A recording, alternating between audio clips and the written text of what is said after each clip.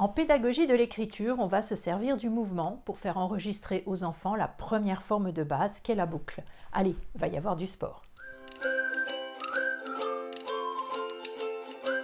Bonjour, je suis Cécile Maléco, rééducatrice en écriture et formatrice en pédagogie de l'écriture méthode Dumont. Je mets en image dans cette vidéo le relais du hockey et le jeu des foulards que vous trouverez décrit dans ce livre de Daniel Dumont, Le geste d'écriture, paru aux éditions Hatier. Pour que l'enfant apprenne à faire des boucles, il va falloir non pas lui montrer ce que l'on veut obtenir, mais le geste qu'il va devoir faire pour l'obtenir. Vous le savez maintenant, c'est par le geste que l'enfant enregistre la forme, et si le geste est bon, la forme sera bonne. On ne parlera donc à aucun moment à l'enfant de boucle. Ce mot ne sera jamais prononcé durant tout le processus, au risque de voir l'enfant s'accrocher à la forme que l'on veut obtenir sans enregistrer le geste qu'il a produit. Pour ça, j'ai filmé des petites séquences au jardin où j'ai donné de ma personne en jouant au hockey et au foulard. Je n'ai pas fait de sport depuis mon bac, donc soyez indulgents. C'est parti. Il faut 2 équipes, 2 quantités égales de palets et des crosses ou un outil similaire faisant office de crosse. Chaque enfant va devoir emmener un ou plusieurs palets à l'autre bout d'une piste définie au départ. Attention, tous les enfants devront se déplacer de leur gauche vers leur droite, autrement dit dans le sens de l'écriture. N'oubliez pas que c'est ce qu'on travaille. L'équipe qui a emmené tous ses palets à l'autre bout en premier a gagné. Vous le voyez, on fait jouer les enfants, on ne leur parle pas d'écriture ni de boucle, mais on s'assure que tous font le bon geste. Droitier ou gaucher, main droite en haut ou en bas, tout cela n'a aucune importance. L'important, c'est que tous fassent ce geste pour pousser le palet. C'est ce geste qui doit être au centre de votre attention. L'enfant doit être en mouvement, c'est important. Le geste doit être dynamique. On automatise ici le début, l'amorce du geste de la boucle. Une fois que l'enfant maîtrise le geste de la crosse pour bien pousser le palet, alors on va passer à la deuxième étape, les foulards, ou les torchons ou les rubans, ce que vous avez sous la main comme étoffe. Attention cependant, les rubans ne doivent pas être trop longs, au risque de les voir s'emmêler.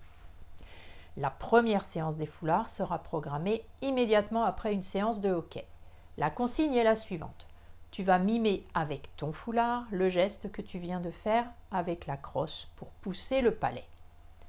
Lorsque l'enfant est rendu à la moitié de la piste, on lui demande alors de tourner le bras, de continuer son geste. Le foulard tourne. Si vous observez la trajectoire du foulard, elle forme des boucles. Lorsque tous les enfants maîtrisent ce mouvement, alors il est temps de passer sur une piste verticale. Cette séance sera programmée elle aussi juste après une séance de foulard. Face à un tableau vertical, et placé sur la gauche de ce dernier, masque sur les yeux ou les yeux fermés afin qu'il se concentre sur son geste et pas sur la forme qu'il trace. Vous mettez une craie ou un feutre Velleda dans la main de l'enfant et vous lui demandez de reproduire le geste qu'il a fait avec le foulard. Ça doit donner ça.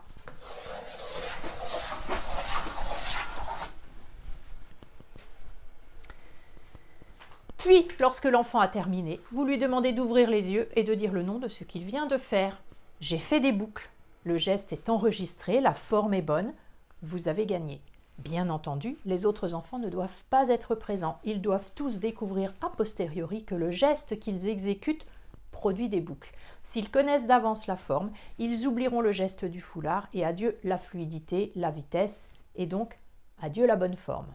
Ces 3 étapes essentielles franchies, on fera faire des boucles sur piste verticale très souvent aux enfants, puis sur plan horizontal des boucles de plus en plus petites.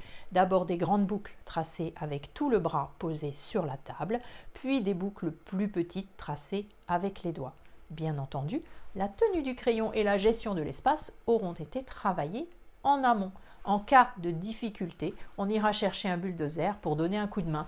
Le lien vers la vidéo du bulldozer s'affiche en haut à droite.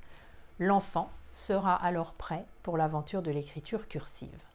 Voilà, si cette vidéo vous a plu, n'hésitez pas à mettre un pouce bleu, voire à vous abonner. Merci pour votre soutien et à très bientôt pour bien écrire.